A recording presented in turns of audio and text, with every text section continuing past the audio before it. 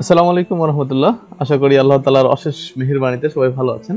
আজকে আমরা একদম ইমেজ থেকে কিভাবে একটা লোগো বানাতে পারি, দ্যাটস মিন ইমেজ থেকে ইন্সপায়ার হয়ে কিভাবে একটা লোগো বানাতে পারি সেইভাবে দেখাবো। একদম স্কেচ থেকে শুরু করে একদম ফুল ভিডিওটা দেখতে অবশ্যই সাথে থাকবেন। তো প্রথমে আমি যে ইমেজটা আপনারা দেখতে পাচ্ছেন, এইটা আসলে ক্লায়েন্ট এরকম একটা ইমেজ দিয়েছিল। আমি আবার কয়েকটা নামিয়ে নিয়েছি। আর যে লোগোগুলো দেখতে পাচ্ছেন সেগুলো সে চুজ করে এই টাইপের লোগো। তো আমি এই ইমেজটাকে জাস্ট এদিক থেকে এদিকে ঘুরে নিলাম যাতে মুভমেন্টটা ডান দিকে হয়। তো এরপরে আমি এটাকে স্কেচ করি। আমি মূলত যেটা করি সব লোগোর ক্ষেত্রে প্রথমে স্কেচ করে নেই। এটা আপনি হাতেও করতে পারেন বা খাতা কলমে করতে পারেন, বাট আমি যেটা করলাম সেটা হলো ইলাস্ট্রেটরে একদম যে পেন টুলটা আছে, হ্যাঁ, ব্রাশ টুল, পেন টুল না সরি, ব্রাশ টুল। তো এই ব্রাশ টুল দিয়ে আমি এটাকে আগে প্রাথমিক স্কেচটা সেটা করে নিই। তো চলুন স্কেচটা সেরে নেওয়া যাক।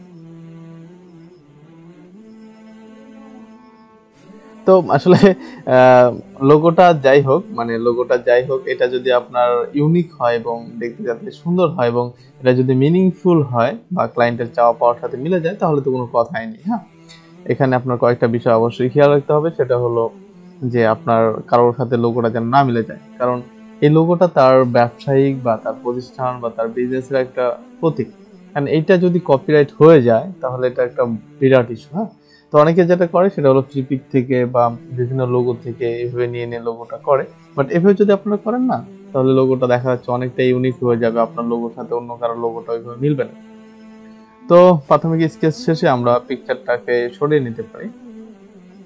এরপরে আমরা এই লোগোটার যে অপাসিটি বা আমরা যে ড্রয়িং করলাম যে স্কেচটা সেটা আমরা অ্যাডজাস্ট করে এটার যে অপাসিটি সেটা আমরা একটু কমায় দিতে পারি। কমায় দিয়ে এরপরে আমরা পেন টুল দিয়ে তারপরে এটাকে ফাইনালি একটা লোগো দাঁড় করানোর চেষ্টা করবো ইনশাল্লাহ। তো চলুন আমরা এখন এই যে স্কেচ করলাম সেটাকে একটু পেন টুল দিয়ে ড্রয়িং করে যাতে একটা মানসম্মত লুক দেখা যায়।